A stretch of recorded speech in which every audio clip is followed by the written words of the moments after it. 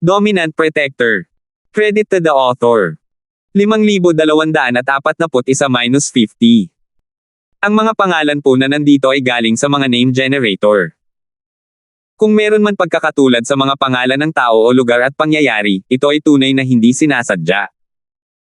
Gayunpaman, sa sandaling ito, biglang nawala ang mga bakas ni Terence sa isipan nito. Walang babala, bigla na lang siyang nawala. Og.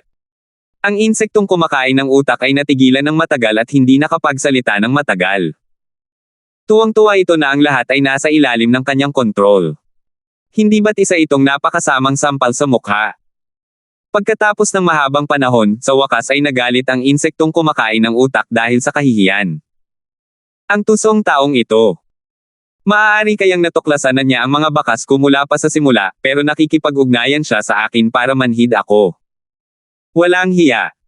Ang hindi nila alam ay walang alam si Terence. Gusto lang niyang makasiguro na mapapatalsik niya ang kalaban, kaya tuluyan siyang nagbago mula sa kanyang Yuan spirit form patungo sa kanyang Yuan spirit form. Kahit gaano pa katalino ang bakas, kailangan pa rin itong ikabit sa isang pisikal na katawan para gumana ito. Matapos magbagong anyo si Terence sa kanyang kaluluwa, wala nang lugar ang bakas na makakapitan, kaya nawalan ito ng kahulugan. Isa itong aksidente lamang, at sa kabutihang palad, hindi tumigil si Terence sa pagsasanay nitong mga nakaraang buwan, na pinagkadalubhasaan ang pagpapalit-palit sa pagitan ng anyong Yuan Spirit, anyong kalahating Yuan Spirit, at anyong Yuan Spirit. Kung hindi, malaki ang magiging disbentahan niya nang hindi niya namamalayan. Matapos masigurong hindi siya hinahabol ng insektong kumakain ng utak, bumalik si Terence sa kanyang Yuan Spirit form. Hindi imposibleng mapanatili ang anyo niyang ito magpakailanman dahil ginagawa siyang immune sa halos lahat ng pinsala, ngunit kung may mangyari, ito ay magiging napakababasadyan at walang kalaban-laban. Sa sinaunang lupain ng mga pagsubok na ito, kung saan sunod-sunod na lumilitaw ang lahat ng uri ng panganib, ang anyo ng sinaunang espirito ay hindi naiiba sa isang maliit na bangkang inaanod sa dagat. Anumang malalaking alon ay maaaring maging isang sakuna. Kung ikukumpara, mas madaling masaktan sa anyong espiritu ng Yuan, pero kahit papaano ay kaya niyang gamitin ang lahat ng uri ng nakatagong baraha at pamamaraan. Higit sa lahat, masanay si Terence sa anyong ito, na halos katulad ng kanyang orihinal na katawan. Kakaiba ang pakiramdam niya kung patuloy siyang lumulutang sa kalangitan bilang isang espiritu ng Yuan. Pagkatapos makabalik sa ibabaw, ang unang ginawa ni Terence ay humanap ng paraan para mahanap si Linlin at ang iba pa. Tutal, masyado pa rin silang mahina. Ayos lang sana kung ang bantalang ng mga spirit beast sa foundation stage ang kakaharapin nila, pero kung makakaharap nila ang mga golden core stage spirit beast, hindi maisip ang kahihinatnan. Hindi mapapanatag si Terence kung tatagal ng matagal ang panahon. Gayunpaman, hindi madaling mahanap si Linlin at ang iba pa sa oras na ito. Buong gabi siyang tumatakbo kasama ang Super Butterfly Microstep. Kahit na hindi sila patungo sa kabilang direksyon, hindi maliit ang distansya. Hindi bababa sa daan-daang milya ang layo nito. Mas madaling sabihin kaysa gawin ang makahanap ng isang taong may ganoong kalayuan sa pagitan nila sa malawak na primordial trial ground. Kung nasa isang kapatagan sila kung saan makikita ang lahat sa isang sulyap, mas mabuti sana iyon. Sa pinakamarami, maaari silang magbago sa kanilang primordial spirit form at lumutang sa hangin. Hindi magiging mahirap hanapin ang mga bakas ni Linlin at ng iba pa. Gayunpaman, may mga sinaunang kagubatan sa lahat ng dako. Hindi nila makita ang sitwasyon sa ilalim ng kanilang mga paa kapag lumulutang sila sa hangin, lalo na ang pagtingin sa malayo. Sa partikular, ang lugar na ito ay katulad ng dating trial ground, kaya ang paglawak ng espiritual na pandama ay hindi maaaring maging masyadong malayo. Ang tanging magagawa na lang ni Terence ngayon ay ang tukuyin ang rutang tinatahak ng iba at mauunahan sila ng mabilis hanggat maaari, habang pinapanatili ang kanyang spirit sense sa pinakamataas na saklaw upang maiwasan ang anumang pagkakamali. Sa ganitong paraan, nagkaroon siya ng pagkakataong makasalubong sila sa maikling panahon. Napakabilis ng bilis ni Terence, at wala siyang pinalampas na kahit anong spirit beast na hamarang sa kanyang daan. Tutal, kahit ang mga utak pagkain na insekto ay hindi kayang mahabol ang kanyang bilis, lalo na ang mga normal na spirit beast na ito. Gusto nilang harangan ang daan ni Terence, ngunit hindi sila pinansin ni Terence at mabilis lamang na nilagpasan sila. Pagkalipas ng 2 oras, biglang tumigil si Terence. Hindi ito dahil sa kanyang purong enerhiya o tibay, kundi dahil nakaramdam siya ng mga bakas ng tao.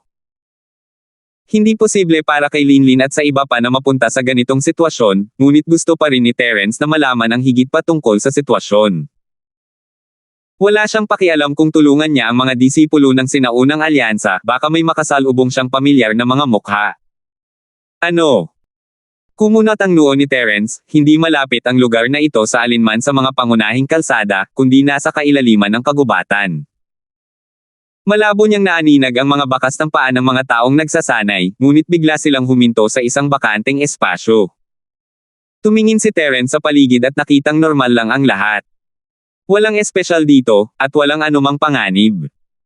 Wala man lang kahit anong senyales ng mga spirit beast, at ang kapaligiran ay sariwa at kaaya-aya. Para itong isang paraiso. Higit sa lahat, walang nakitang taong nagsasanay si Terence sa kanyang spirit sense, na nangangahulugang isa sa kanila ay nawala na lang bigla. Sa lohikal na pagsasalita, maliban na lang kung ang taong ito ay nakakalipad, gaano man siya kalakas, dapat ay nag-iwan siya ng ilang bakas, kahit na nasa puno pa siya. Medyo hindi maipaliwanag ang eksenang ito, hindi nila masasabing kaya niya magbagong anyo bilang isang espiritu ng Yuan tulad ni Terence, hindi ba? Hindi pa maintindihan ni Terence, pero isang bagay ang sigurado, may mali sa kapaligiran, pero hindi niya alam kung ano iyon. Nagpatuloy siya sa pagmamasid ng ilang sandali, ngunit wala pa siyang nakitang kakaiba o kainahinala. Nagpa siya si Terence na huwag nang mag-aksaya pa ng oras. Tumigil siya dahil gusto niyang makita kung may makakasalubong siyang pamilyar na mga mukha. Sa ngayon, ang pakikipagkita kay Linlin at sa iba pa ang pinakamahalagang bagay. Walang saysay na manatili pa rito. Gayunpaman, nang akmang kikilos na siya, may narinig siyang bahagyang paggalaw sa likuran niya. Hindi lumingon si Terence, ngunit sinabi sa kanya ng kanyang banal na pandama ang nangyari. Ito ay tunog ng mga bulaklak na namumulaklak. Wala pang 3 hakbang sa likuran niya, isang pulang usbong ng bulaklak ang tahimik na namumulaklak sa taas na kasing taas ng kalahating tao. Ito ay maliwanag, maganda, at may eleganteng halimuyak na nakakapagpasigla sa puso. Delikado. Agad na naramdaman ni Terence ang panganib sa kapaligiran. Halata na ang panganib ay nagmumula sa magandang bulaklak na ito na mukhang hindi nakakapinsala. Gaya ng inaasahan, biglang lumaki ang bulaklak sa isang iglap, na may mga hanay ng matutulis na ngipin na tumutubo sa mga talulot. Ang buong bulaklak ay naging isang higanteng bibig, kasing bilis ng kidlat, halos lamunin si Terence. Sa wakas ay naunawaan ni Terence kung bakit nawala ang mga bakas ng paa, ngunit mas mabilis na tumugon ang kanyang katawan kaysa sa kanyang utak. Bago pa man siya madapa ng bulaklak, nakaiwas siya ng 2 haba ng katawan gamit ang kanyang napakaliit na hakbang na parang paru-paro. 5,242. Hindi nakagat ng bulaklak na kumakain ng tao ang bulaklak, ngunit hindi pa tapos ang panganib. Nang iwasan ito ni Terence, isa pang bulaklak na kumakain ng tao ang lumitaw 3 hakbang ang layo mula sa kanya, na kasing laki at kasing hugis. Walang oras si Terence para umiwas sa pagkakataong ito, nagdilim ang kanyang paningin, at isang ideya ang sumagi sa kanyang isipan. Namumukadkad na ang mga bulaklak. Vermilion Top Red. Ang Vermilion Top Red ay pangalan ng isang uri ng bulaklak. Mula sa hitsura ng 2 bulaklak na kumakain ng tao, sila nga ang Vermilion Top Red na karaniwan sa secular na mundo. Gayunpaman, ang Vermilion Top Red sa secular na mundo ay hindi isang malupit at nakakatakot na bulaklak na kumakain ng tao, kundi isang uri ng bulaklak na para lamang sa panunood. Hindi sana agad-agad na natuto si Terence kung nalaman niyang Vermilion pala iyon. Mas opisyal ang pangalan nito, ang kambal na bulaklak. Gaya ng kasabihan, namumulaklak ang mga bulaklak at may 2 tangkay. Ang bulaklak na may 2 tangkay ay hindi kailanman umiral ng mag-isa. Dahil ang ganitong uri ng bulaklak na kumakain ng tao ay may parehong katangian ng bulaklak na may 2 tangkay, natural lamang na lumaki ito. Kailangan niyang maging handa para sa 2 bulaklak, ngunit huli na ang lahat. Nang makagat siya ng amaryllis, biglang nagkaroon ng ideya si Terence. Sumuko na siya sa pag-iisip na maging espirito at tumalon na lang sa bibig. Gusto niyang makita kung anong uri ng pag-iral ang Amaryllis. Hindi man lang nasaktan si Terence dahil sa matatalas na ngipin. Sa dilim, pakiramdam niya ay parang nakapasok siya sa isang tubo at nadala sa kailaliman ng lupa. Maya-maya, biglang lumino ang paligid, at nagkaroon pa nga ng kaunting liwanag. Kahit hindi gamitin ang espiritual na pandama, malinaw pa ring makikita ang paligid. Sa unang tingin, isa itong butas ng puno na may diametrong wala pang 10 metro, ngunit hindi ito isang ordinaryong butas ng puno. Isa itong napakaaktibong butas ng puno dahil hindi bilang na berdeng galame ang nakausli mula sa dingding ng butas. Kahit sino sa kanila ay kayang sumabit ng mahigpit sa isang tao, kaya hindi sila makagalaw. Ang katawan ni Terence ay nababalot ng 4 na galame. Ang mga berdeng galame na ito ay hindi lamang napakahigpit, kundi mayroon ding mga matutulis na karayom sa mga dulo. Tumulo ang maitim na berdeng likido mula sa mga dulo, at tila ituturok nila si Terence. Hindi naglakas loob si Terence na bawasan ang kanyang depensa sa pagkakataong ito. Ayos lang sana kung sakali niya lang ito ng kaunti, pero sino ang nakakaalam kung ano ang mangyayari kung ang mapanganib na likidong ito ay iturok sa kanyang katawan. Hindi niya kinailangang pumiglas o gumamit ng anumang lakas, ito ay isang simpleng paraan upang makawala mula sa mga galame. Naging esensyal siyang espiritu at lahat ng mga ito ay naglaho. Matapos mapagtanto na hindi nila nataman ang kanilang target, hindi lamang ang 4 na berdeng galame, kundi pati na rin ang lahat ng iba pang galame sa butas ng puno ay nagwala, hinahanap si Terence. Sa kasamaang palad, si Terence ay isa lamang kaluluwa ngayon, at kahit gaano pa sila kalakas kumaway, lahat ay nasayang.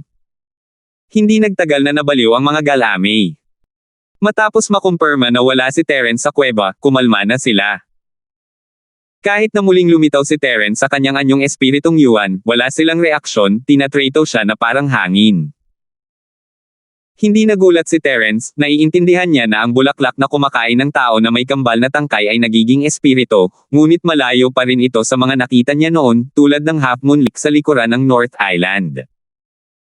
Hindi lamang mayroong malaking pagkakaiba sa antas, kundi maging ang antas ng ebolusyon ay pareho.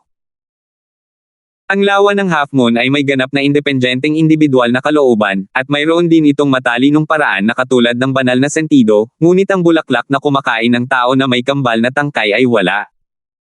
Tila kumikilos lamang ito ayon sa likas nitong ugali. Nang iwasan nito ang likas nitong mekanismo ng pagkilala sa kaibigan o kaaway, ito ay ganap na bulag. Gayunpaman, may isang bagay na hindi maintindihan ni Terence, bakit may isang taong tulad niya, na malayo pa sa kumpleto ang ebolusyon, na sadyang hahayaang mabuhay. Maaari kayang katulad ito ng ibang mga espiritong hayop, at kailangang mag-iwan ng isang nakaligtas upang ayalay bilang parangal sa Panginoong iyon. Karaniwan, ang pinakadakilang likas na ugali ng bulaklak na kumakain ng tao na twin stem ay ang mangaso, at ang biktima nito ay tiyak na kakagitin ng pira-piraso kapag nahulog ito sa bibig nito, kaya mas madali itong matuno at masipsip. Gayunpaman, nang mahulog si Terence sa bibig nito, ang mapanganib at mababangas na ngiping iyon ay nakakagulat na pinili siyang pigilan, at pinauwi siyang buo. Kung hindi iyon ang nangyari, hindi sana nagbago ang isip ni Terence at dumiretso sa bitag. Gusto niyang makita kung ano ang bulaklak na kumakain ng tao na tinatawag na twin stem. Lumingon si Terence at narinig ang isang pamilyar na boses mula sa ibaba. Agad siyang nag-react nang marinig niya ulit ang boses. Sayang naman ang kalusugan.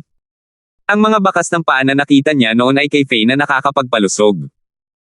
Malas lang ng lalaking ito na nahulog sa bibig ng bulaklak na kumakain ng tao na may pangalang twin stem.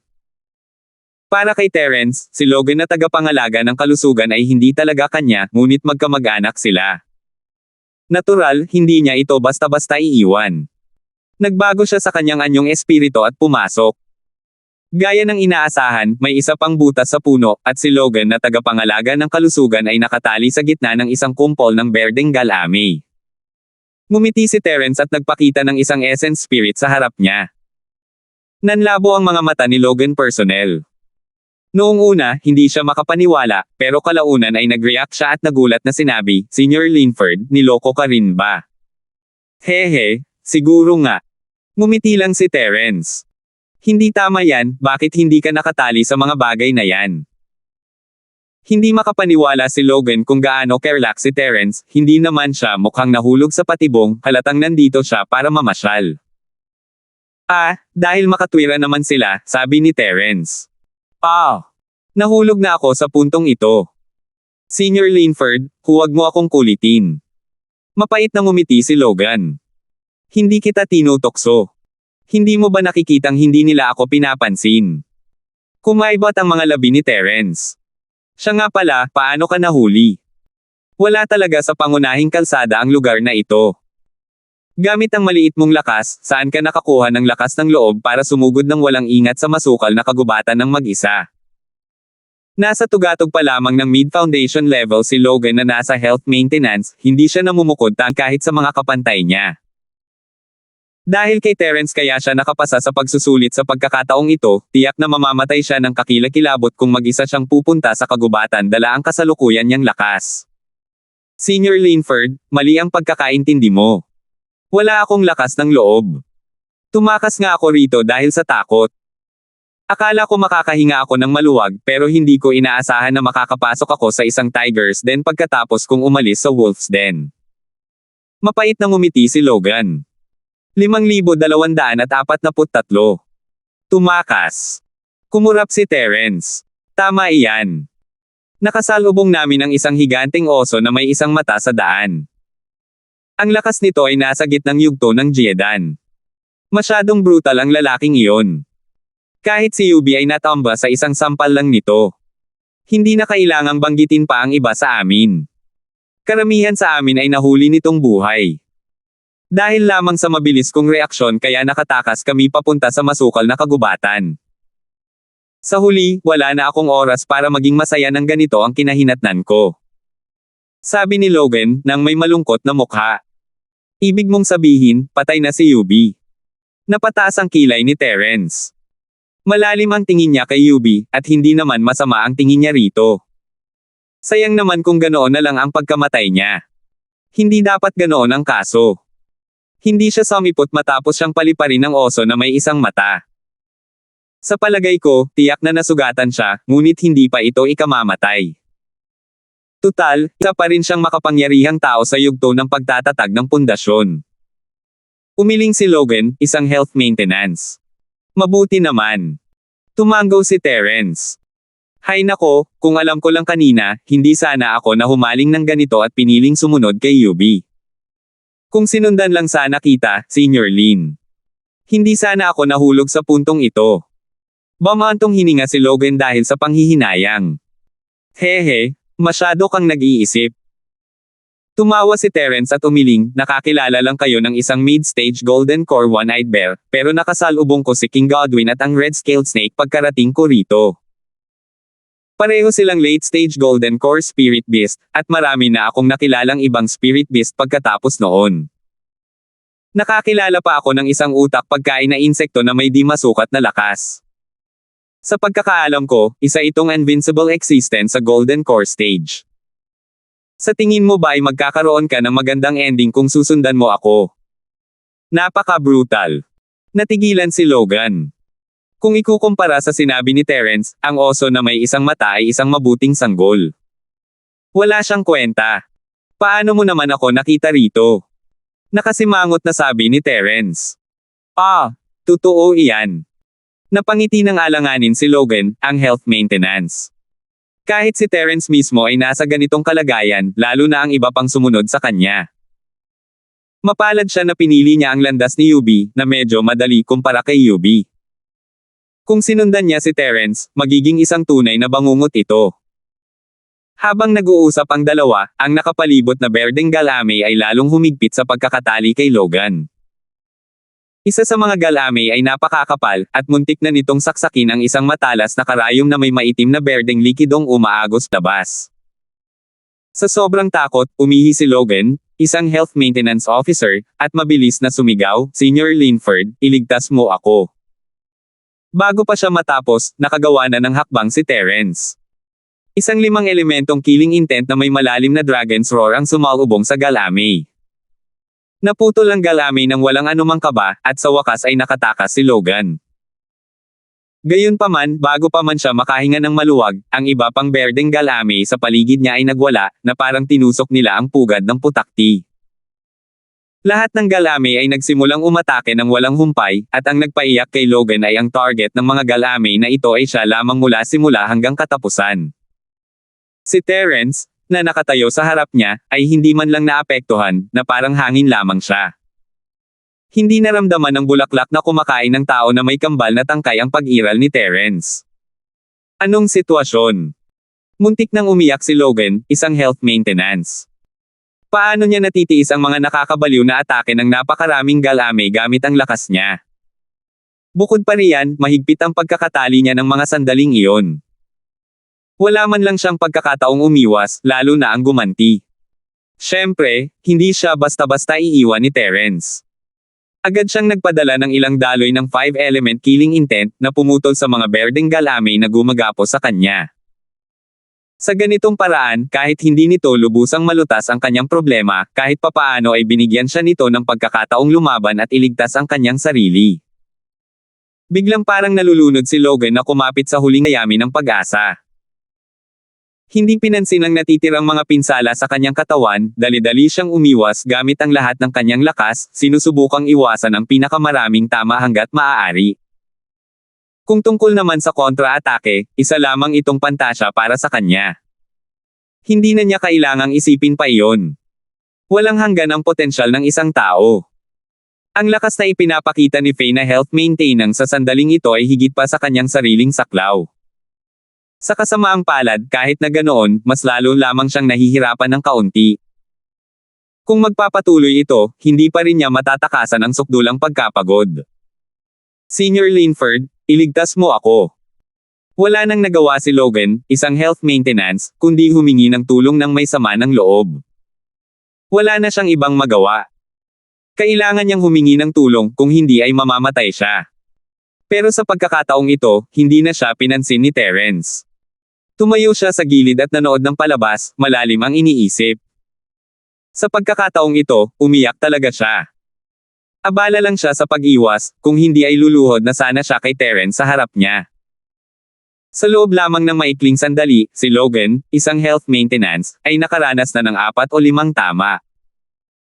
Bagamat pinalad siyang maiwasan ang kanyang mahahalagang bahagi ng katawan sa bawat pagkakataon, ang kanyang balat at laman ay punit pa rin at ang kanyang mga pinsala ay hindi magaan. Kung tatamaan pa siya ng ilang beses, tiyak na mamamatay na siya.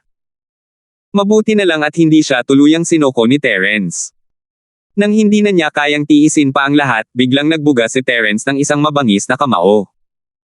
Isang nakakatakot na init ang agad na bumuhos, at nagliwanag ang mga mata ni Logan. Bagamat hindi niya alam kung paano naging espiritu ang bulaklak na kumakain ng tao na may kambal na tangkay, isang bagay ang tiyak, ang apoy ang tiyak na natural na kaaway ng mga halamang ito. Gayunpaman, napagtanto niya na ang mabangis na kamao ni Terrence ay diretsyong tumatama sa kanyang mukha.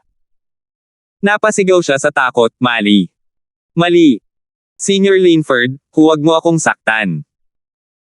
Hindi siya pinansin ni Terrence at ang mabangis na kamao ng apoy ay tumama sa katawan ng health maintenance na si Logan. Para naman sa mga berdeng galame na baliw na umaatake sa kanya, umatras sila sa gilid. Tila takot talaga sila sa apoy. Pagkaraan ng mahabang panahon, sa wakas ay nakahinga siya ng maluwag at bumuga ng itim na usok. Nasunog ang buong katawan niya at natauhan siyang tumayo. Mabilis siyang umiwas nang makita si Terrence, sa takot na baka suntukin ulit siya ni Terrence.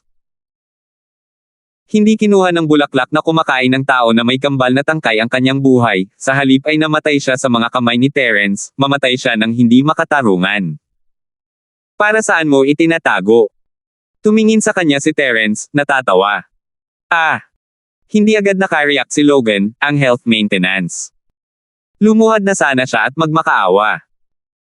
Sa kasalukuyang kalagayan niya, kung gusto ni Terrence ng buhay, pwede niyang igalaw ang mga daliri niya. Hindi na niya kailangang igalaw pa. Hanggat wala kang gagawin, patay na si Terrence. Hindi mo pa rin maintindihan. Tumingin ka sa paligid mo, sabi ni Terrence. Nalito si Logan, isang health maintenance guardian. Hindi niya namamalayang lumingon siya sa likuran niya at biglang natigilan. Napansin niyang ang mga berdeng galame, na kanina pa galit na umaatake sa kanya, ay wala ng pakialam at wala ng balak na atakihin siya. Paano? Paano nangyari ito? Bukod sa pagkagulat, mas lalong nagulat ang mukha ng health maintenance na si Logan. Hindi niya talaga maintindihan ang nangyayari. 5,244. Simple lang. Nabasa ko na ang mekanismo ng pagkilala ng biktima nito, nakangiting sabi ni Terence. Mekanismo ng pagtukoy ng biktima. Hindi maintindihan ni Faye, ang health maintenance. Tama, ito ang natuklasan ko lang. Alam mo ba kung bakit ikaw lang ang inaatake ng mga galame na ito at hindi ako kapag nandito tayong dalawa? Tanong ni Terence. Hindi ba't dahil makatwiran sila? Mahinang sabi ni Logan. Naniniwala ka ba talaga dyan? Tiningnan siya ni Terence na parang nakatingin sa isang bihirang hayop. Natigilan si Logan. Siyempre, hindi siya naniwala sa ganitong kalokohan noong una, pero wala na siyang maisip na ibang makatwirang paliwanag. Iisa lang ang tunay na dahilan. May bahid ka ng kakaibang dagta ng bulaklak na kumakain ng tao na twin stem, pero wala ako niyan, anunsyo ni Terence. Katas ng bulaklak na kumakain ng tao na may kambal na tangkay. Sandali natigilan si Logan, at sa kanya napagtanto na malagkit nga pala ang katawan niya. Malamang ay nasa kanya na ito simula pa noong una, pero nasa mapanganib na sitwasyon siya na ngayon lang niya naranasan simula nang malunok siya. Nag-aalala siya sa sarili niyang buhay, kaya paano niya nagagawang bigyang pansin ang mga walang kwentang bagay na iyon. Tama. Ang katas na ito ang paraan kung paano nito nakikilala ang kanyang biktima. Hanggat nababalutan ka ng katas, ikaw ang biktima nito at gagawin nito ang lahat ng paraan para harapin ka. Gayunpaman, kung hindi ka nababalutan ng katas, hangin ka lang dito at magbubulag-bulagan ito sa iyo, tulad ng kung paano nito ako tinrato ngayon lang, paliwanag ni Terence. Hindi niya naintindihan ang tanong na ito noong una, hanggang sa inihambing niya ang kanyang sarili kay Logan na tagapangalaga ng kalusugan ngayon lang. Naalis na niya ang lahat ng mga dayuhang bagay sa proseso matapos siyang magbago sa anyong primordial spirit. Siyempre, hindi magagamit ni Faye na tagapangalaga ng kalusugan ang paraang ito, kaya ang maaari na lamang niyang asahan ay ang mainit na apoy ng mabangis na apoy na kamao para patuyuan ang kanyang sarili. Matagal itong natunaw ni Logan, bago niya tuluyang naintindihan. Tiningnan niya ang sarili niyang sunog na katawan at umiling ng may mapait na ngiti. Pero hindi mo naman kailangang gamitin ang paraang ito, di ba? Muntik mo na akong matakot sa takot. Ito ang katotohanan. Kahit hindi siya takot, naiihinan niya ang pantalon niya. Tunay ngang natuyo siya dahil sa mabangis na kamao ng apoy. Hehe. Kung hindi ko gagawin ito, paano kita may iligtas sa panganib sa pinakamabilis na bilis? Nakangiting sabi ni Terence. Totoo iyan. Salamat sa pagliligtas ng buhay ko, Senior Linford, nagpapasalamat na sabi ng health maintenance na si Logan. Kahit na nasa kaawa-awang kalagayan siya, mas mabuti na rin iyon kaysa sa mawala ng buhay. Walang anuman. Wala lang. Walang pakialam na ikinumpas ni Terence ang kanyang kamay. Kahit ano paman, may nagawa ang health maintenance na si Logan para sa kanya noon. Kahit wala siyang anumang kredito, nagsikap naman siya. Mahirap hindi tumulong sa sitwasyong ito. Matagal bago gumaling si Logan. Malubha na ang kanyang mga sugat, at napilitan lamang siyang gumamit ng isang mabangis na kamao. Kahit na hindi pa ito sa pinakamataas na lakas nito, nasunog ang isang patong ng kanyang balat. Hindi ito ang tamang panahon para magdusa. Senior Linford, paano tayo makakalabas? Sabik na tanong ng health maintenance na si Logan. Bagamat hindi na siya tinatrato ng bulaklak na kumakain ng tao na may kambal na tangkay, at hindi na agresibo ang mga berdeng galame sa paligid niya, hindi magandang manatili sa lugar na ito magpakailanman. Sa huli, kailangan pa rin niyang humanap ng paraan palabas. Madali lang para sa akin ang lumabas, pero medyo mahirap para sa iyo. Tiningnan siya ni Terence at sinabing. Kung si Terence ngayon, kailangan lang niyang magbagong anyo sa kanyang anyong espiritu at makakalabas siya ayon sa gusto niya, pero ngayong nariyan na si Logan, hindi niya ito basta-basta maaaring iwan dito. Anong problema? Senior, kung may kailangan ka, sabihin mo lang sa akin. Pangako ko na hindi ako mangungunot ng noo kahit umakyat ako sa bundok ng mga kutilyo o lumangoy sa isang palayok ng kumukulong mantika. Mabilis na tinapik ni Logan ang kanyang dibdib sa takot na iwan siya ni Terence. Wala akong utos sa iyo. Sige, pumunta ka sa gilid para hindi ka masaktan sa akin. Habang nagsasalita si Terence, isang cheap pellet bomb ang lumitaw sa kanyang kamay. Hinintay niyang gumapang si Logan papunta sa sulok at agad itong idiniin sa ilalim ng kanyang mga paa. Naisip niya na dahil ang butas ng puno na ito ay bahagi ng bulaklak na kumakain ng tao na tinatawag na twin stem, kahit hindi niya ito agad-agad pasabugan, makakahanap siya ng ibang paraan. Boom! Sa pagkakataong ito, ang bomba ay hindi pa nasa pinakamataas nitong lakas, ngunit sapat na ito upang sirain ang maliit na lugar na ito. Ang resulta ay higit pa sa inaasahan ni Terence, nawasak ang butas ng puno, ngunit hindi nito nagawa ang inaasahan niyang labasan. Madilim ang paligid, at mayroon lamang malalim na butas sa ilalim. Senior Linford, saan ba ang lugar na ito? Mabilis na tanong ni Logan. Hindi ko alam, umiling si Terence. Ginamit na niya ang kanyang spirit sense para mag-scan ng ilang milya sa paligid, at isa lang ang nakita niya, ito ay nasa ilalim ng lupa, napakalalim. Kahit si Terence ay hindi maintindihan kung ano ang lugar na ito, lalo na si Logan na tagapangalaga ng kalusugan. Ang tanging naiisip niya lang ay ang magtanong, kung gayon, ano ang dapat nating gawin? May dalawang paraan. Ang mas konserbatibong paraan ay ang maghukay ng butas habang umaakyat. Maaga o huli, makakabalik din tayo sa ibabaw, casual na sabi ni Terence. Isa itong lubos na hanggal na ideya, ngunit hindi naman ito magkakamali. Sa pinakamarami, kakailanganin lang ito ng mas maraming oras, lakas. Kung gayon, hindi ba dapat tayong maging mas konserbatibo? Tanong ni Logan. Nakikita mo ba itong butas sa ibaba? Tara, bumaba tayo at tingnan natin, sabi ni Terence. Huwag natin gawin yan. Natatakot ako sa butas na ito. Senior Linford, bakit hindi tayo maghukay ng butas at lumabas? Mungkahi ni Logan. Medyo mausisa ako tungkol sa malalim na butas na ito. Dahil gusto mong maghukay ng butas, maghiwalay na tayo rito. Sabi ni Terence habang naghahandang tumalon sa butas. Bagamat ang pinakamahalagang bagay ngayon ay ang makipagkita kay Linlin at sa iba pa, naramdaman ni Terence na mayroong isang misteryoso at kakaibang aura doon. Hindi siya mapapanatag hanggat hindi niya nalalaman kung ano iyon. Huwag, sasama rin ako. Senior, sasama ako kahit saan ka magpunta. Mabilis na sabi ni Logan. Hindi na siya maglalakas loob na kumilos ng mag-isa, bihira niyang makasalubong si Terence, at magiging tanga siya kung hindi niya ito kakapit ng mahigpit. Maaaring may nakatagong malaking panganib sa ibaba. Kailangan mo lang pag-isipan iyon. Tumawa si Terence ng walang pag-aalinlangan at tumalon sa butas ng walang pag-aalinlangan. Nagatubili sandali si Logan na tagapangalaga ng kalusugan, ngunit pagkatapos ay nagngingit-ngit siya at sumang-ayon. Kung patay na siya, patay na siya. Natambos silang dalawa sa dilim, isa pataas at isa pababa.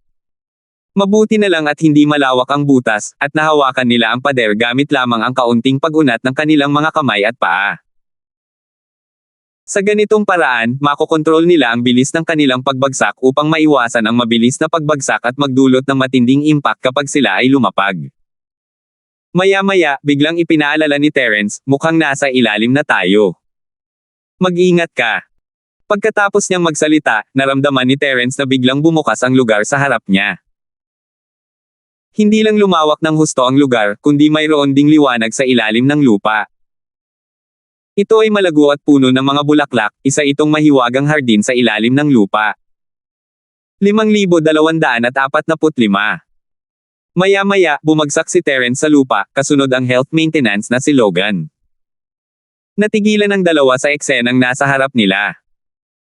Mayroong hardin na ganito kalalim sa ilalim ng lupa, hindi lang ito kapanipaniwala, isa itong bagong mundo para kay Terence. Hindi ba't kailangan ng lahat ng mga bulaklak na ito ng sikat ng araw? Senior, mukhang nakatuklas tayo ng isang kamangha-manghang lugar.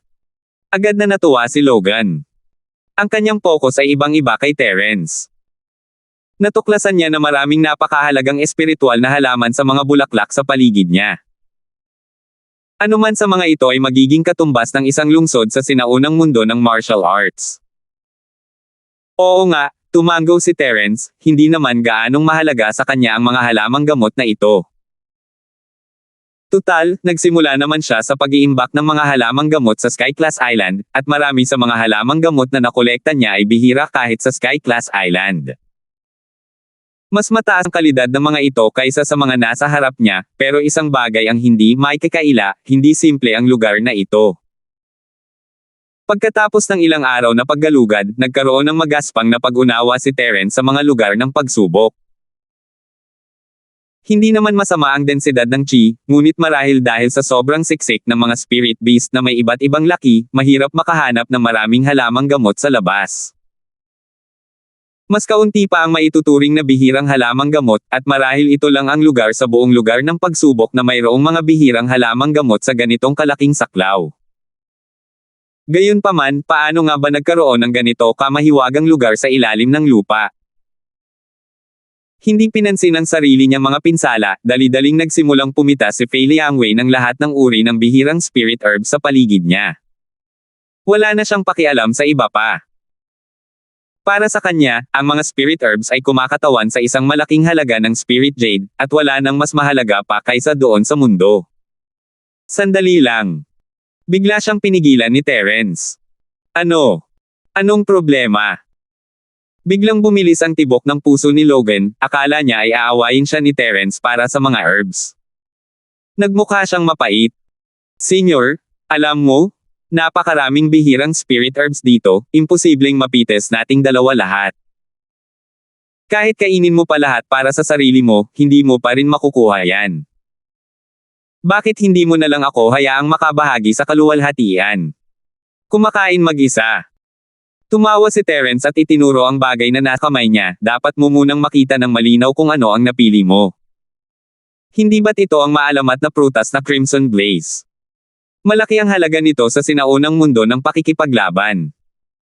Katumbas ito ng kahit 10 piraso ng espiritual na jade, masayang sabi ni Fei Liangwei. Dahil sa pambihira ng espiritual na jade sa sinaunang mundo ng pakikipaglaban, ang 10 piraso ng espiritual na jade ay isa ng malaking halaga ng pera. Idilat mo ang mga mata mo at tingnan mong mabuti. Sigurado ka bang ito ang Crimson Blaze fruit? Inikat ni Terence ang tingin sa kanya. Maingat na pinagmasdan muli ni Logan ang prutas at natuklasan na kahit na ang prutas na hawak niya ay eksaktong kapareho ng hitsura ng Crimson Blaze fruit, may ilang maliliit na linya. Hindi niya maiwasang mabigla. Maaari kayang ito ay isang variant ng Crimson Blaze fruit. Isang variant. Umiling si Terence at humajejek. Lumapit siya, dinampot ang prutas, at itinapon ito. Hay! Nag-aalala si Logan. Kahit hindi ang Crimson Flame fruit iyon, hindi niya ito basta-basta maitapon.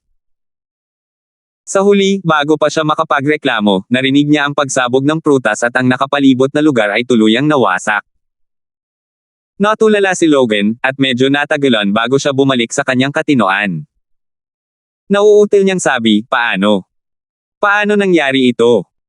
Tandaan, ito ang paputok na apoy na prutas. Sisubog ito kapag hinog na.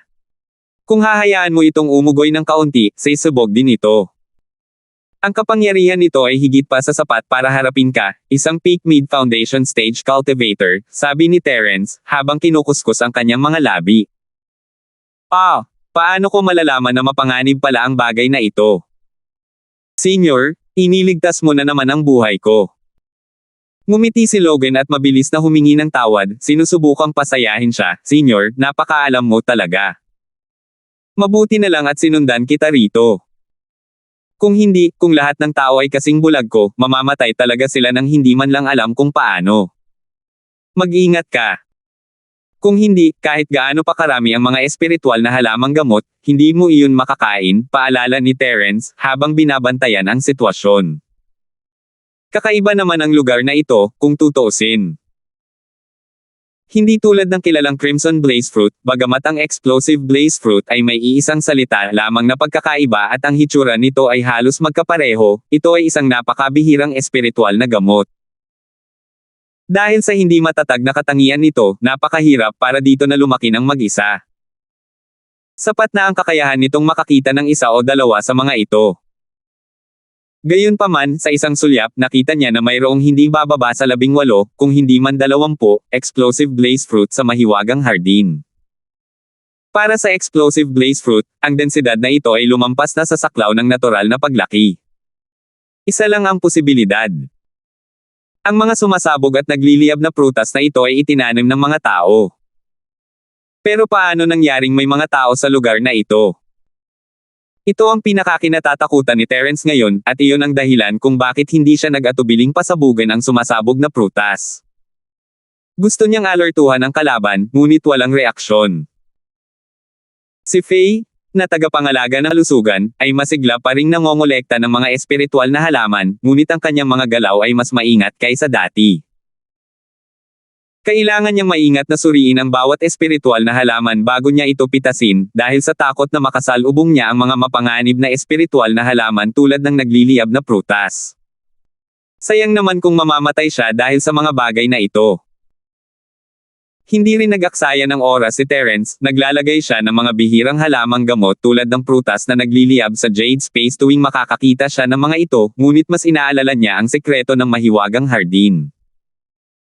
Hindi naman masyadong malaki o masyadong maliit ang lugar na ito, na may radius na hindi bababa sa 10 milya. Naniniwala si Terence na makakahanap siya ng ilang pahiwatig kung ano ang sekreto, at kung ano ang kaugnayan nito sa bulaklak na kumakain ng tao. Hindi nagtagal, ang bag ni Logan ay napuno ng lahat ng uri ng spirit herbs. Hindi na niya kaya pang dalhin pa, kaya napabuntong hininga na lang siya habang nakatingin sa mga spirit herbs sa lupa na may nasasaktang ekspresyon. Hay nako, ang daming bihirang spiritual herbs pero hindi ko mapites. Sayang naman. Kung hindi dahil sa katotohanan ang lugar na ito ay isang sinaunang lugar ng pagsubok na minsan lamang lumitaw sa loob ng 1,000 taon, malamang ay tinipon niya ang lahat ng mga espiritual na halaman sa harap niya, at wala siyang iniwang kahit isang tangkay. Tutal, napakalaki naman ang espiritual na jade na iyon. Pinapayuhan kitang tumigil bago ka pa lumayo. Sigurado ka bang kaya mong dalhin itong malaking supot ng espiritual na medisina? Tiningnan siya ni Terence nang may paghihinala. Si Faye, isang bihasang tagapangalaga ng kalusugan, ay naghanda ng isang malaking supot na tela ng maaga. Sa sandaling ito, puno na ang supot na tela, at kasing taas ito ng isang tao kapag inilagay sa lupa. Para sa isang eksperto sa pagtatatag ng foundation, syempre wala ang bigat na ito, ngunit tiyak na hindi madaling gawin ang pag-alis nito ng buo mula sa lugar na ito, lalo na mula sa mapanganib na lugar ng pagsubok noong sinaunang panahon patungo sa maliit na Jiangho noong sinaunang panahon. Lalo na noong si Logan, isang tagapangalaga ng kalusugan, ay nagtamo ng maraming pinsala at malayo pa sa kanyang tugatog na kondisyon. 5,246. Kukunin ko siya kahit mamatay ako. Puno ng determinasyon ang mukha ni Logan. Gayunpaman, dumudugo na ang kanyang puso. Kung hindi man lang niya maibabalik ang ganoong bag, mamamatay siya sa pagsisisi sa buhay na ito. Kung ano ang gusto mo. Hindi na sila kinumbinsi ni Terence. Kung si Linlin at ang iba pa iyon, hindi niya sasayangin ang hininga niya at matagal na sana silang inilagay sa Jade Space. Maaari niya na lang silang gawing elixir at hatiin kalaunan. Sa kasamaang palad, sayang lang ang kalusugan niya. Nagiging mabait na siya sa pamamagitan ng pagpapaalala sa kanila. Tutal, malayo naman sila sa panig niya. Nang makita ang ekspresyon ni Terence, hindi napigilan ng health maintenance na si Logan na makaramdam ng kaba. Maingat niyang tinanong, "Senior, hindi mo ako pababayaan, di ba?" "Ano sa tingin mo?" Tiningnan siya ni Terence nang may ngiti na hindi naman talagang ngiti. Sa kanilang relasyon, sa totoo lang, ang pagliligtas sa buhay niya ngayon lang ay isang napakabait na bagay na nagawa niya. Kung talagang magiging pabigat ang lalaking ito, walang normal na tao ang makakapagprotekta sa kanya, at hindi naiiba si Terence. Og! Tiningnan ni Logan, ang kanyang malaking bag ng mga elixir, na nag-aalala. Alam niyang kahit ayaw ni Terence na mamatay siya ng mag-isa, hindi siya mag-aaksaya ng masyadong lakas para dito. Hindi rin siya susuko para sa kanya. Kung may mangyari, kailangan niyang siguraduhin na makakatakas siya at makakaligtas, kung hindi ay mamamatay siya. Gayunpaman, hindi niya basta-basta maaaring itapon ang lahat ng mga bihirang spirit herbs na ito, hindi ba? Matagal na naghirap si Logan, at sa wakas ay nagngingit-ngit ang kanyang mga ngipin at ibinuhos ang buong supot ng mga bihirang spirit herbs. May tapang ang lalaking ito. Tinignan siya ni Terence sa ibang paraan, para sa isang taong kasing level niya na makakuha ng ganito kalaking bag ng pambihirang gamot ay parang isang normal na tao sa karaniwang mundo na nag-aalay ng bilyong dolyar na premyo. Nangangailangan ito ng matinding tapang at kamalayan, at bihira lang ito. Pero bago pa man siya mapuri ni Terence, kumuha si Logan, isang health maintenance staff, ng isang maliit na supot at itinago ang mga halamang gamot na sa tingin niya ay pinakamahalaga. Hindi niya isinuko ang iba pa at ibinalik ang mga ito sa malaking supot. Hindi alam ni Terence ang sasabihin, naintindihan na niya ang plano ng lalaking ito. May kasabihan nga na mamamatay ang mga tao para sa kayamanan, at mamamatay ang mga ibon para sa pagkain, totoo iyon. Senior, wala kang pakialam, di ba? Napangiti ng nahihiyang si Logan, ang health maintenance. Napakasimple lang ng plano niya. Kung walang partikular na mapanganib na aksidente, dadalhin niya lahat ng mga ito pabalik. Pero kung kritikal ang sitwasyon, iiwan niya ang malaking bag at itatago ang maliit na bag. Ano man ang mangyari, hindi siya maaaring pumasok sa Treasure Mountain at bumalik ng walang dala, kaya hayaan na lang niya itong mamatay. Wala akong pakialam. Siyempre, dapat ikaw ang magdesisyon para sa sarili mo. Isa pa, napakatalino mo, mapaglarong sabi ni Terence. Senior, nagbibiro ka siguro. Namula ang mukha ni Logan, pero dahil hindi nagsalita si Terence, hindi siya sumuko. Ganun pa rin, maraming spiritual jade. Nagpatuloy silang dalawa sa pag-agos, at hindi nagtagal, isang ilog ang lumitaw sa kanilang harapan. Ang ilog ay may lapad na 7 o 8 metro, at sa unang tingin, mukhang kalmado ito. Mabagal ang agos ng tubig sa ilog at napakalinaw na makikita ang ilalim. Nagpapakita ito ng hindi may lalarawang malamig na aura na nagpapaginhawa sa mga tao. Isang ilog ng kamalayan. Tuwang-tuwa si Logan, isang health maintenance, nang makita ito. Ang pinakamahalagang bagay sa buong Archaic Trial Grounds ay ang ilog ng kamalayan. Ito rin ang pangunahing layunin niya sa pagsali sa Archaic Trial Grounds. Ngayong bigla niyang nakita ang isang ilog na may mahiwagang aura, hindi niya namamalayang inakala niyang ito ay isang ilog ng kamalayan. Umiling si Terence. Ang ilog sa harap niya ay hindi isang ordinaryong ilog, ngunit napakalayo nito para tawagin itong maalamat na ilog ng kamalayan. Tutal, kahit ano pa ang lokasyon o ang mga paglalarawan, malayong-malayo rito ang mga ilog ng kamalayan. Kakaiba na mayroong ganito kalinaw na ilog sa isang napakalalim na lugar sa ilalim ng lupa na mukhang walang pinagkaiba sa ilog sa ibabaw. Gayunpaman, walang pakialam si Logan, isang dalubhasa sa pagpapanatili ng kalusugan. Dali-dali siyang lumapit at maingat na inilagay ang 2 bag ng elixir sa gilid. Pagkatapos, inabot niya ang kanyang kamay upang sumalok ng tubig mula sa ilog. Ang tubig ng ilog ng kamalayan ay maaaring lubos na mapahusay ang espiritual na pandaman ng isang tao. Ito ay isang karaniwang kasabihan sa halos lahat ng alamat ng ilog ng kamalayan, at ang pinakadirektang paraan upang gamitin ito ay ang inumin ito sa tiyan. Kung katulad ni Linlin iyon, tiyak na pipigilan sila ni Terence, kailangan muna niyang alamin ang pinagmulan ng ilog pero dahil healthy iyon, wala siyang masabi.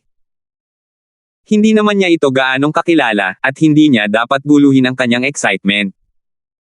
Isa pa, hindi naman dapat ganoon kadelikado ang uminom lang ng tubig. Bilang resulta, nang maabot na ng kamay ni Faye na tagapangalaga ng kalusugan ng tubig, bago pa niya masalok ang tubig, isang kamay na puno ng pinong kaliskis ang biglang bumukas mula sa malinaw na ilog at hinawakan siya. Kasabay ng isang alulong, ang tagapangalaga ng kalusugan ay agad na hinaila pababa, at hindi na siya makagalaw. Hindi lang natakot si Logan, pati si Terence ay nagulat din. Patuloy na sinusuri ng kanyang espiritu ang kanyang paligid, at hindi niya napansin na may ganoong halimaw na nagtatago sa ilog. Kahit ang isang makapangyarihang nilalang tulad ng insektong kumakain ng utak ay hindi makapagtago mula sa pandaman ni Terence. Tutal, isa siyang espiritu sa entablado ng Xuanzeng. Ang ilog ay 10 hakbang lamang ang layo mula kay Terence, at hindi niya napansin na may halimaw na nasa ilalim ng kanyang ilong. Ang pag-iisip pa lamang tungkol dito ay nagpawis ng malamig si Terence. Mabuti na lang at pangkalusugan lang ito, kung hindi, kung sino man sa grupo ni Linlin ang mapapahamak dito, sisisihin ni Terence ang sarili niya ng husto. Matapos mahayla pababa si Logan na nagpapanatili ng kalusugan, sa isang kisap mata, bumalik sa dati nitong katahimikan ang ibabaw ng ilog. Walang anumang palatandaan na makita ang hubad na mata, at napakalinaw pa rin nito kaya't makikita ang ilalim. Walang bakas ng halimaw o ni Logan na nagbibigay sa mga tao ng pakiramdam na walang nangyari. Mayroon ka namang ilang kasanayan, pero angkop ba na magdaya sa harap ko? Nanliit ang mga mata ni Terence habang dahan-daang naglalakad patungo sa ilog. Ang ilog ay nagbigay sa kanya ng kakaibang pakiramdam mula pa sa simula, at ngayon ay naunawaan na niya ang pinagmumulan ng kakaibang pakiramdam, ito ay mula sa halimaw. Di nagtagal, huminto si Terence sa lugar kung saan nasangkot si Logan sa gulo. Tahimik niyang tiningnan ang ilalim ng ilog. Wala siyang makitang mali, ngunit may naramdaman ang kanyang espiritu. Maaaring may tago ng perpekto ng halimaw ang kanyang mga bakas, ngunit hinailan nito pababa si Logan kasama nito. Napakahirap itago ng walang kahirap-hirap si Logan sa harap ni Terence. Pero hindi gumalaw si Terence. 5,247. Hindi niya alam kung anong klaseng kakayahan mayroon ang kanyang kalaban o kung gaano ito kalakas, kaya hindi siya maaaring kumilos ng padalos-dalos. Tungkol naman kay Logan, kailangan niya itong pahirapan ng kaunti. Kung papalarin siya, may iligtas ni Terence ang buhay nito, ngunit kung hindi lilito ang halimaw, masisisi niya lamang ang sarili niyang malas. Tutal, hindi niya maaaring hayaang isugal ni Terence ang kanyang buhay para lang iligtas ang isang tagalabas na tulad niya ng paulit-ulit. Mabuti na lang at muling nasa panig niya ang Diyos. Hindi napigilan ng halimaw na umatake muli nang makita nitong nakatayo si Terence sa dalampasigan. Isang kamay na puno ng kaliskis ang biglang umangat mula sa tubig ng ilog tulad ng dati. Sa pagkakataong ito, ang pakay nito ay ang bukong-bukong ni Terence. Halata ang intensyon nito, gusto nitong hilahin si Terence sa ilog tulad ng ginawa nito sa bayad na pagkain. Hanggat nasa tubig si Terence, ito na ang mundo niya. Mabilis ang mga galaw nito, at wala itong iniwang kahit isang alon ng umahan ito mula sa tubig. Napakabilis nito na hindi kayang ipagtanggol ng mga normal na tao, ngunit si Terence iyon. May di bababa sa 10 iba't ibang paraan si Terence para harapin ang palihim na pag-ataking ito, at para masigurong magiging maayos ang lahat ayon sa plano, ginamit niya ang pinaka-hindi malulutas na paraan. Hinawakan ng kamay ang bukong-bukong ni Terence, ngunit hindi ito tumama sa sumunod na segundo. Lumitaw si Terence sa tabi niya, itinaas ang kanyang kamay at naglabas ng isang asul na arko ng kidlat. Ginamit niya ang epekto ng pamamanhid upang hilahin palabas ang kamay. Hindi niya alam kung ano ang nangyayari hanggang sa makita niya ang kakaibang anyo ng halimaw. Maging si Terence ay natigilan. Sa unang tingin, mukha siyang 4 o 5 taong gulang na bata, ngunit ang buong katawan niya ay natatakpan ng makakapal na itim na kaliskis. Sa kanyang likod ay may katamtamang laki ng balat ng pagong, at may butas sa tuktok ng kanyang ulo. Maraming tubig sa butas, at kahit sino ay magugulat sa ganoong mukha. Kapa. Sumagi sa isip ni Terence ang kaisipang iyon. Ang nilalang na nasa harap niya ay kapareho ng halimaw sa tubig sa mga alamat. Ang kapa ay tinatawag ding water tiger, at ito ay isang halimaw sa tubig na nakatala sa Compendium of Materia Medica, ngunit lagi niyang iniisip na isa lamang itong alamat. Hindi niya inaasahang makakakita ng buhay na halimaw dito. Kilala mo ba ako? Bulong ni Kapa sa lengguwahe ng tao habang nakatitig kay Terence nang may matinding pagbabantay. Sa totoo lang, isa itong nilalang na amphibious. Ito ang mundo sa tubig at malayang nakakagalaw sa lupa, ngunit halata na malakas lang ang tiwala nito sa tubig. Ngayong nahawakan na ito ni Terence papunta sa pampang, kinakabahan ito. Mukhang hindi nito aatakihin si Terence, ngunit sinusubukan nitong tumakas pabalik sa ilog. Hehe, ito talaga ang maalamat na kapa. Marami talaga akong natutunan mula sa sinaunang pagsubok na ito. Hindi napigilan ni Terence ang matawa. Una ay Godwin, at ngayon ay kapa. Ang pagsubok ng sinaunang panahon ay talagang naaayon sa pangalan nito. Parang bumalik sila sa sinaunang panahon. Tao, anong kailangan mo? Nakatitig pa rin si Kappa kay Terence nang may matinding pagbabantay. Wala naman masyado. Medyo na-curious lang ako. Mukhang relax na relax si Terence, pero wala namang dapat ikabahala. Kinabahan siya ng ilang sandali bago nahuli ang Kappa, tutal, kahit sinong makapagtago mula sa kanyang spirit sense ay hindi madaling pakisamahan. Pero ngayon, hindi na niya kailangang mag-alala pa dahil ang lalaking ito ay isa na lamang foundation stage spirit beast at hindi kayang magdulot ng tunay na banta kay Terence. Kung bakit naman ito nakapagtago mula sa pandaman ni Terence, malamang dahil ito sa likas na kakayahan ng Kappa. Tutal, ang lalaking ito ay parang isang Diyos ng ilog sa ilang alamat. Umalis ka sa lugar na ito, umalis ka sa 100 herb garden kung hindi ay pagsisisihan mo. Banta ni Kappa, ngunit masyadong pandak siya at kinaladkad siya ni Terence pataas, kaya ang bantang ito ay hindi gaanong nagdulot ng banta sa kanya. Ito pala ang 100 herb garden. Tumanggaw si Terence at tiningnan ito mula ulo hanggang paa. Ikaw pala ang may-ari nitong lugar. Hindi, hardinero lang ako rito. Kapag nalaman ito ng amo ko, mamamatay ka. Umalis ka agad sa lugar na ito, tao. Muling sabi ni Kappa. Sino ang Panginoon mo? Hindi sumagot si Terence at nagpatuloy sa pagtatanong. Ang aking Panginoon ay... Biglang tumigil ang Kappa. Kumurap ito, at ang tubig sa kanyang ulo ay biglang tumaas sa langit at bumagsak na parang ulan. Sa sandaling dumampi ang kanyang katawan sa tubig, ito ay naglaho. Mukha siyang simple at tapat, pero hindi ko inaasahan na ganito pala siya katuso. Umiling si Terence at lumitaw sa kanang bahagi ng bakanteng espasyo. Hindi siya nagatubiling gumamit ng 1,000 mabangis na binti na nagliliyab. Bang! Bang! Kasabay ng mahinang tunog, isang maliit na figure ang lumitaw sa dulo ng mga paa ni Terence at lumipad palabas ng walang anumang pagkabalisa, bumagsak ng mabigat sa tumpok ng mga halamang gamot na 10 metro ang layo. Ikaw!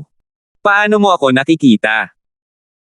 Walang pakialam ang Kappa sa pinsala nito, at ang mukha nito, na natatakpan ng makakapal na kaliskis, ay nagdulot ng gulat na ekspresyon. Ang pagiging hindi nakikita sa tubig ay likas na kakayahan ng lahing Kappa, at kahit ang mga nilalang na mas malakas kaysa sa kanila ay hindi ito mapapansin. Hindi nito inaasahan na mabibigo ito sa harap ng isang tao. Kakaiba ba? Tanong pabalik ni Terence. Totoo ngang kamangha-mangha ang kakayahan ng lalaking ito na makihalubilo sa tubig, tulad noong nagtatago ito ng walang kahirap-hirap sa ilog kahit ang banal na pandaman ni Terence ay hindi ito maramdaman. Pero kahit man lang 50% ng dahilan ay dahil sa epekto ng tubig, nang walang panghihimasok na iyon, makakahanap pa rin si Terence ng mga palatandaan kahit hindi niya matukoy ang kinaroroonan ng lalaki. Halatang walang masabi ang Kappa. Gaya ng hinulaan ni Terence, hindi ito isang makapangyarihang nilalang. Kung mas malakas ito sa ilog, kaya nitong harapin ang karamihan sa mga spirit beast at human cultivator na nasa foundation stage, ngunit mas mahina ito sa lupa. Sa huli, isa lang ang tanging bentahe nito, at iyon ay ang likas na kakayahan ng Kappa na maging invisible sa ilalim ng tubig. Ngayong nabasag na ni Terence ang hindi nakikitang harang sa tubig, at nakatali na ito sa lupa, malapit na nitong masira ang psikolohikal nitong depensa. Tao, anong kailangan mo? Tiningnan ni Kappa si Terence nang may kaunting takot at itinuro ang mga bihirang halamang gamot sa paligid. Kung aalis ka ngayon, maaari kitang payagan na magdala ng ilang mga espiritual na halaman. Kung hindi, kung maaalarma mo ang master, mamamatay ka, tao. Hindi napigilan ni Terence ang mapangiti, nakakatuwa ang Kappa na ito, gumagamit ng parehong matigas at malambot na taktika kapag hindi siya nito kayang talunin. Biniro niya ito, sa tingin mo ba ay kaya mo akong paalisin dala ang mga basurang espiritual na halamang ito? 5,248. Pawang mga bihirang spirit herbs lang yan, paano naging basura ang mga yan?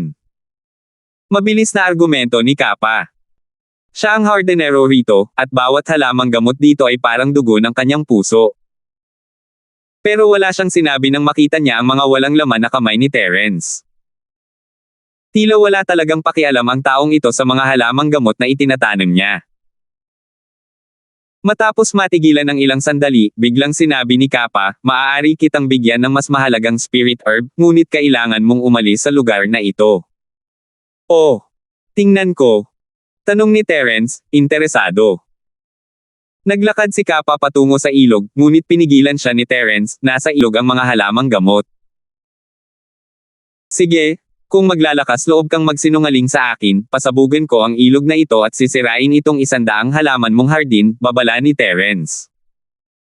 Sa totoo lang, wala siyang tiwala sa Kappa, pero wala siyang dapat ipag-alala. Dahil sa lakas nito, wala itong pakialam kahit pahayaan niyang bumalik ang tigre sa bundok. Maingat na inikot ng Kappa si Terence at nakahinga lamang ng maluwag ng matagumpay itong makabalik sa ilog. Tiningnan nito si Terence, na nasa dating pwesto pa rin, at patuloy na umiikot ang mga mata. Kung wala itong babala, maaaring magtago na lang ito at hindi magpakita, ngunit hindi na ito maaaring magpakita ngayon. Kung talagang ikinainis ni Terence, maliit na bagay lang ang pagpapasabog sa ilog at pagsira sa hardin ng mga halaman, pero kung maaakit nito ang amo nito at sisirain ang plano ng amo nito, talagang matatapos na ito, kahit 10 buhay ay hindi sapat. Tunay nga, hindi nagtagal at muling lumitaw ito mula sa ibabaw ng ilog, hawak ang isang maliit na butil sa kamay nito. Ito ay kasing linaw at walang kapintasan ng malinaw na tubig ng ilog, at naglalabas ito ng nakalalasing na liwanag na parang night pearl. Isang tingin lang ay masasabing hindi ito isang ordinaryong bagay. Para sa iyo ang butil ng tubig na ito. Bilasan mo at lisanin mo ang lugar na ito, tao, sabi ni Kappa habang hawak ang maliit na perlas. Ibigay mo sa akin. Kalmado ang tono ni Terence, ngunit hindi nito binigyan ng puwang ang pagdududa. Nagatubili ang Kappa. Malinaw na ayaw nitong umalis sa ilog dahil makakaramdam ito ng labis na kawalan ng kapanatagan, lalo na kapag kinailangan nitong harapin ang isang mapanganib na taong nagsasanay tulad ni Terence. Gayunpaman, wala itong pagpipilian. Kung tatanggi ito, mahirap sabihin kung ano ang susunod na gagawin ni Terence. Hindi nito kayang tanggapin ang mga kahihinatnan. Sa huli, masuner ang lumapit si Kappa at iniabot ang patak ng tubig kay Terence. Medyo nagulat si Terence dahil inakala niyang magiging matigas ang patak ng tubig tulad ng ibang mga butil. Hindi niya inaasahan na magiging malambot ito. Isa pala itong patak ng tubig, natural lang na natatakpan ito ng isang transparent na lamad. Ano ang silbi ng bagay na ito? Tanong ni Terence na may pagtataka. Ilang taon na siyang naglalakbay sa Skyclass Island, at marami na siyang nakita, pero ngayon lang siya nakakita ng ganitong butil ng tubig. Nakikita niyang hindi simple ang tubig, ang paghawak pa lang nito sa kanyang kamay ay nakapagpaginhawa na sa kanya. Kayang linisin ng butil ng tubig ang isipan at pakalmayan ang chi. Ang pangunahing gamit nito ay pagalingin ang kamalayan. Kung ang kamalayan ng isang tao ay napinsala, maaari siyang gumaling sa napakaikling panahon matapos itong inumin, detalyadong paliwanag ni Kappa. Talaga. Natuwa si Terence nang marinig iyon. Hindi nakakapagtaka na napakasarap sa pakiramdam nito sa kanyang kamay. Ito ay isang bagay na nagpagaling sa kanyang pandama sa espiritu.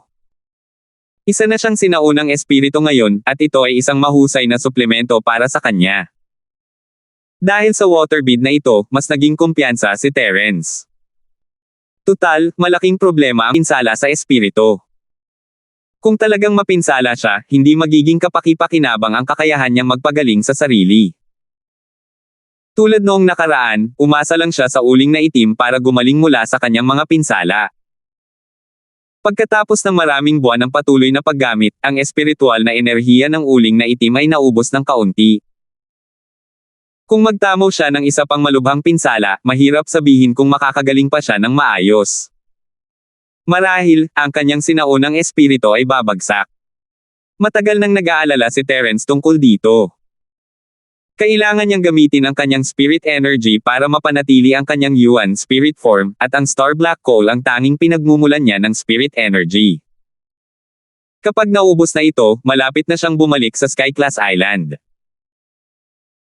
Hindi naman sana ito magiging problema noon, pero ngayong nasa mapanganib na trial ground na ito sina Linlin at ang iba pa, paano siya makakabalik ng walang pag-aalala?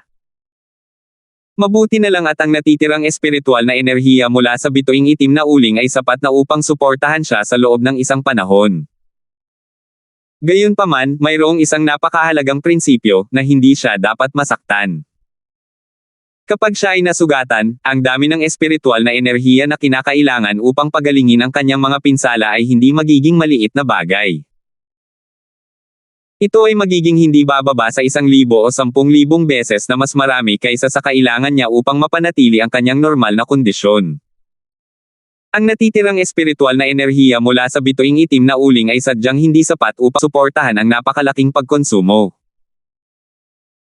Lahat ng ito ay salamat sa maraming paraan ni Terence para sa pagpapanatili ng sarili, at sa katotohanang natuklasan niya ang halos walang kapantay na mga paraan ng kalahating espirito at espirito.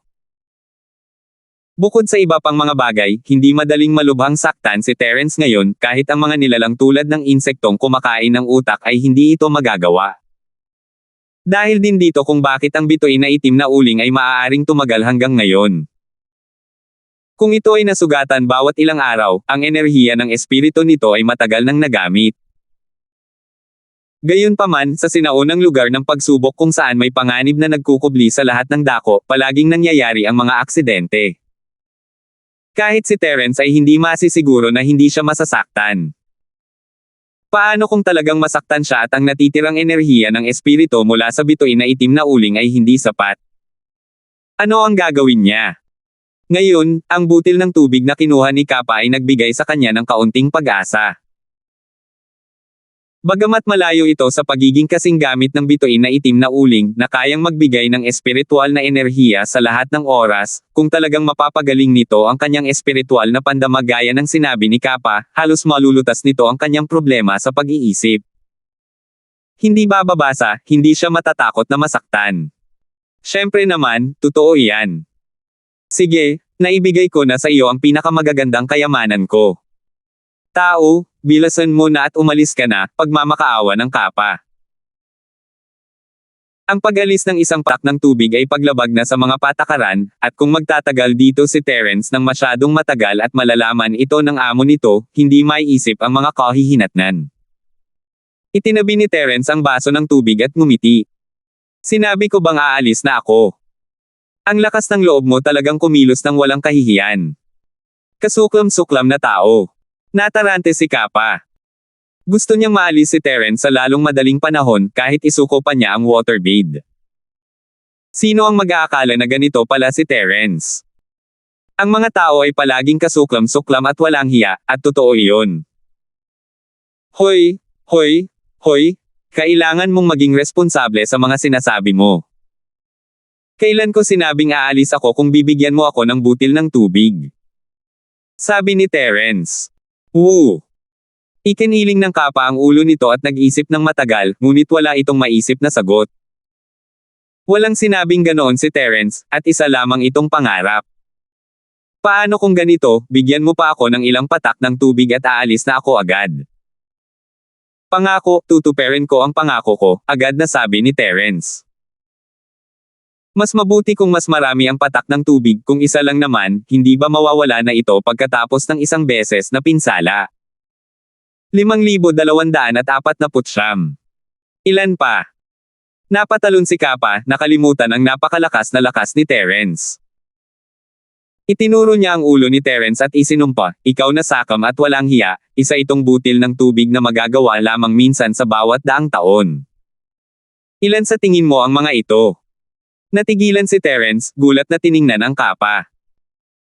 Medyo kakaiba ang itsura nito, may kaunting pagiging tuso, pero sa pangkalahatan, prangka naman itong tao, lalo na't naiinip ang itsura nito.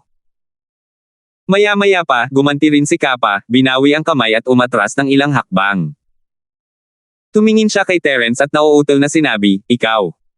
Umalis ka na agad. Wala na akong hawak na patak ng tubig, wala ni isa. Talaga.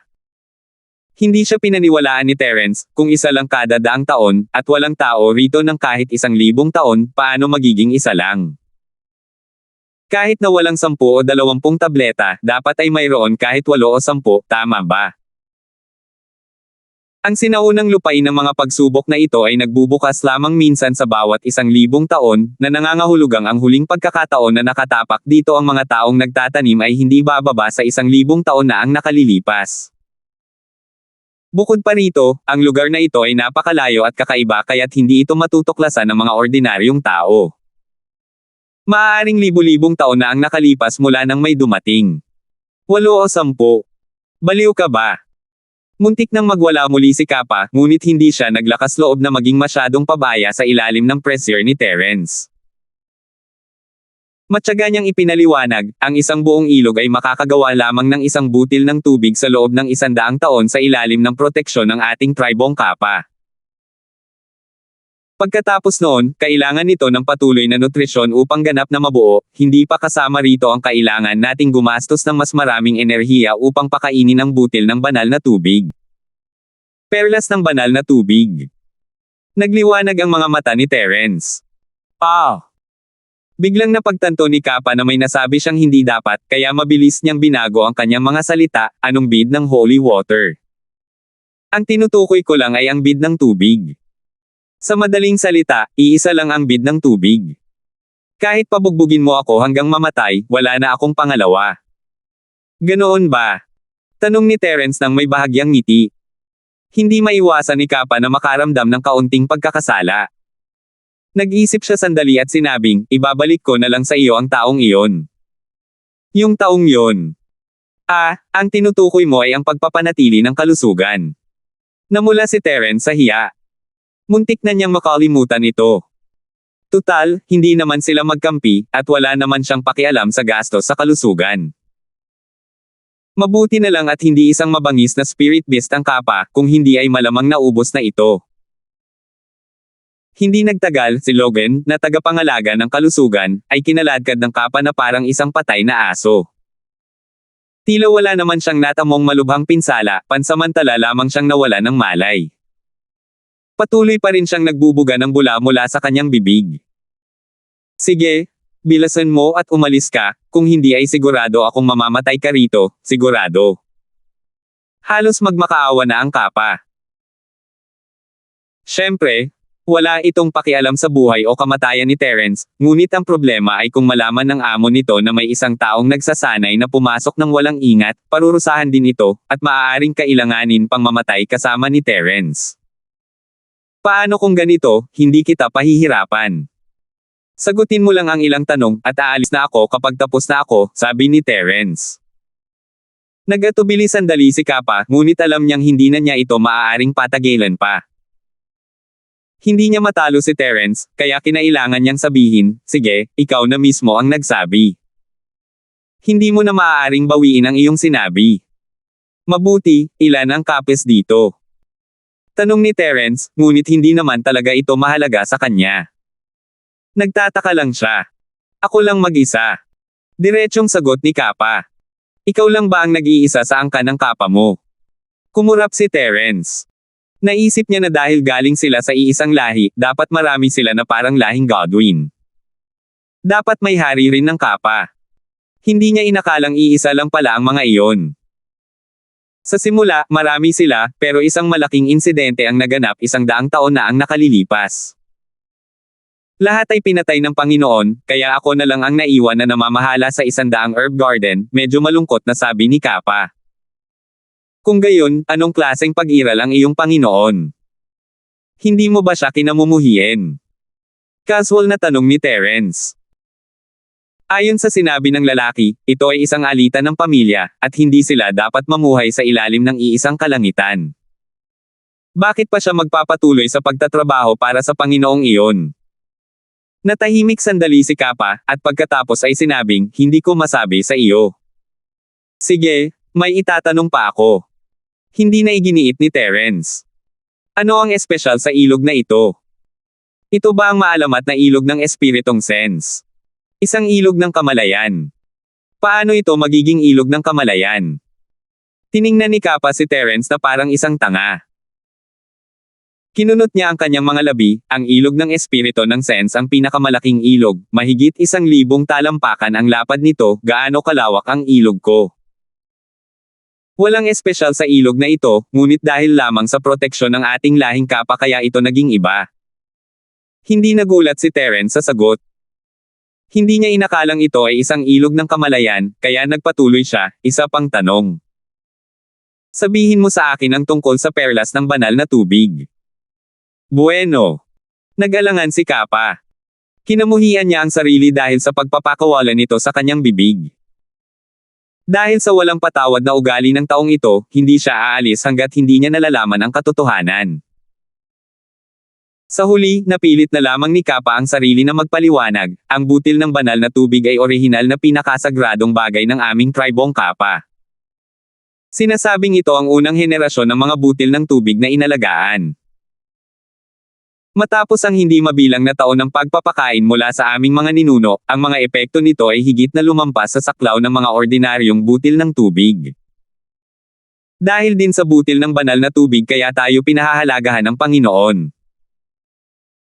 Gayunpaman, 100 taon na ang nakalilipas, habang sama-samang pinapakain ng lahat ang butil ng banal na tubig, isang aksidente ang nangyari, at isang bitek ang lumitaw sa butil ng banal na tubig. Pinatay ng Panginoon ang lahat sa galit. Naiintindihan ko na. Naintindihan na ngayon ni Terence. Nakakaawa talaga ang lahing Kappa, ninakaw ang kanilang supreme relic, at ang buong lahi ay kinailangang maging alipin.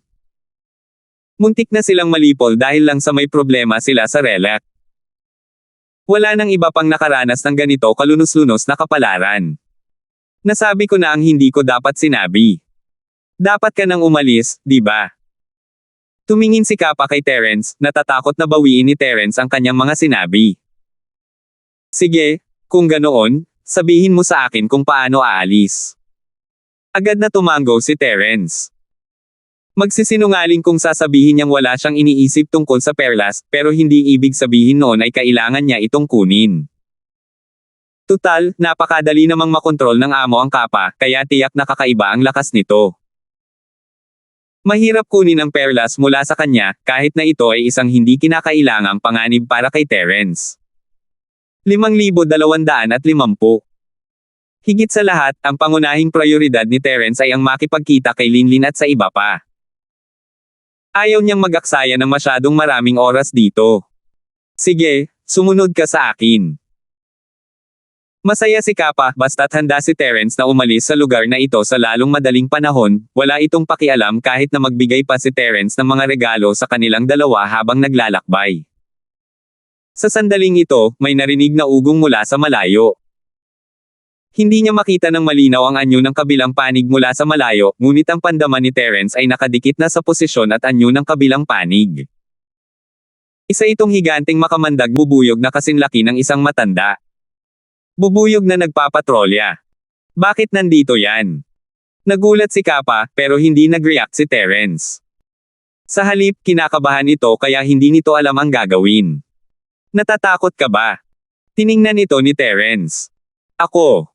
Nauutil na sabi ni Kappa, kung malaman nito. Patay ka na. Patay na rin ako. Pero parang hindi malakas ang pakiramdam ng lalaking ito. Medyo nagulat si Terence. Mukhang nakakatakot ang nagpapatrulyang bubuyog pero isa lamang itong foundation level spirit beast.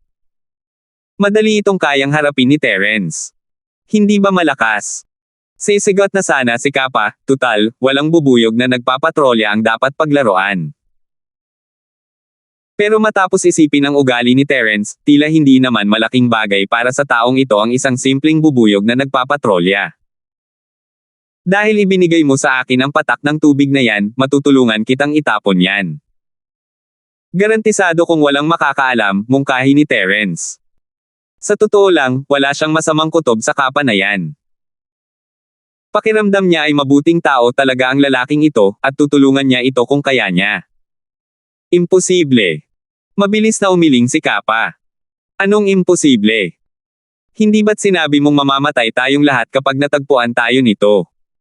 Tutulungan mo ba itong harapin ako? Gulat na tanong ni Terence. Hindi yun ang ibig kong sabihin.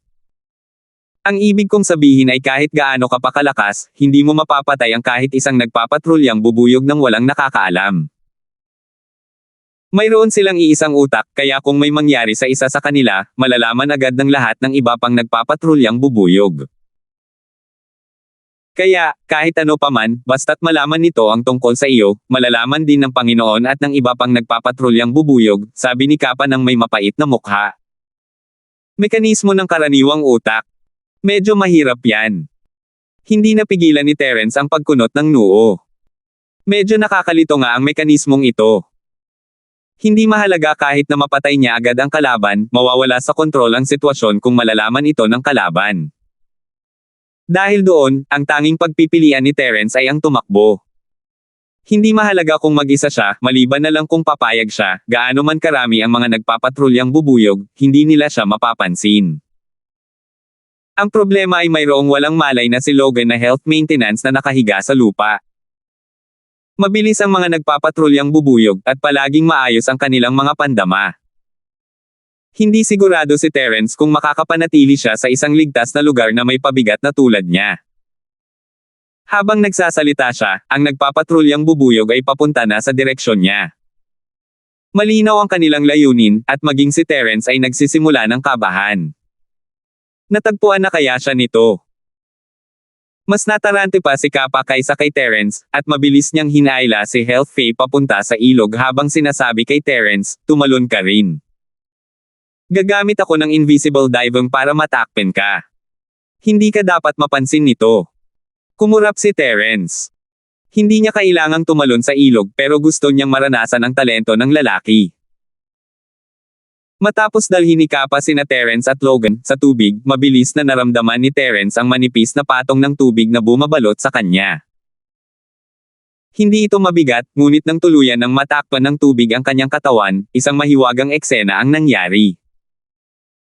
Napagtanto ni Terence na ang kanyang kaluluwa ay naging kasing linaw ng tubig ng ilog na walang iniwang bakas.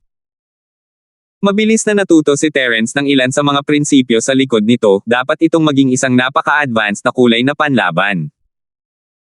Sa katunayan, maraming nilalang sa kalikasan ang may kulay na panlaban, ngunit bihirang makakita ng isa na kasing walang bakas ng Kappa. Siyempre, ang di nakikitang tubig ay hindi lamang isang kulay na panlaban, maaari lamang itong malito sa paningin, kundi pati na rin sa pandama ng espiritu. Ang tunay na bagay ay ang lamad ng tubig na ito, at dahil dito, ang buong katawan ni Terence ay parang isang ilog, walang pagkakaiba. Hindi napigilan ni Terence ang bumantong hininga. Ito nga ang likas na kakayahan ng Kappa na hindi nakikita sa tubig. Hindi nagtagal at nakarating ang nagpapatrulyang bubuyog sa kalangitan sa ibabaw ng ilog. Kasabay nito, naglabas ito ng kakaiba at matalas na banal na pandama. Kappa! Lumabas ka! Kumabog ng malakas ang puso ni Kappa, ngunit hindi siya naglakas loob na kumilos ng padalos-dalos. Kinailangan niyang itago sina Terence at ang health maintenance na si Logan sa ilalim ng di nakikitang tubig habang dahan-dahan itong lumalabas mula sa ilog. Kappa! Ipinapatawag ka ng Panginoon. Patuloy na ginamit ng nagpapatrulyang putakti ang kanyang banal na pandama upang makipag-usap. Nakahinga ng maluwag si Kappa, tila hindi pa natutuklasan sina Terence at ang health maintenance na si Logan. Pero gusto kong manatili para bantayan ang 100 herb garden. Ito ang utos ng amo. Pumunta ka roon. Ako na ang bahala sa tungkulin. Ito ang pinakabagong utos ng Panginoon, matigas na sabi ng nagpapatrulyang bubuyog. Og! Nasa mahirap na sitwasyon na naman ang Kappa. Wala na itong pakialam kung umalis pa ito, pero hindi na nito maitatago sina Terence at ang health maintenance na si Logan kung aalis pa ito. Mabubunyag nito ang sarili nito at masasayang lang ang lahat ng pagsisikap nito. Ano pa ang ginagawa mo?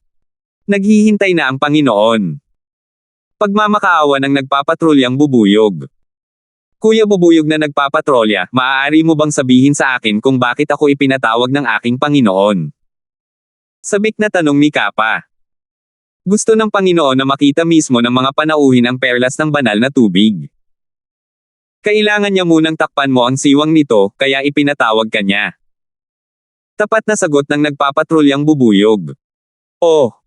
Tumanggaw si Kappa sa pagkakaintindi. Hindi ka ba magmamadali? Muling pagpupumilit ng nagpapatrulyang bubuyog. Ayon sa malupit na estilo ng kanyang amo, kung hindi lalampas ang Kappa, ang malas ang magiging responsable sa pagpapasa ng mensahe. Gusto sanang pumunta ni Kappa, pero hindi ito naglakas loob. Pagkatapos mag-isip sandali, sa wakas ay nagkaroon ito ng ideya at sinabing, may narinig akong malakas na ingay sa unahan. Siguro sumabog ang mga sumasabog na prutas, o may kung anong pumasok ng walang ingat. Mas mabuting pumunta na lang at kumpirmahin ito para sa kaligtasan. Napakahaba ng sasabihin mo, ako na ang bahala. Bilisan mo at umalis ka na. Kung paghihintayin mo ang Panginoon, hindi maganda ang kahihinatnan mo. Pagkatapos sabihin iyon, mabilis na umalis ang nagpapatrulyang bubuyog. Hindi nang ahas na gumalaw si Kappa, at nakahinga lamang ng maluwag nang ang mga nagpapatrulyang bubuyog ay ilang milya na ang layo. Salamat po at sinamahan ninyo ako, ingat lagi mga master.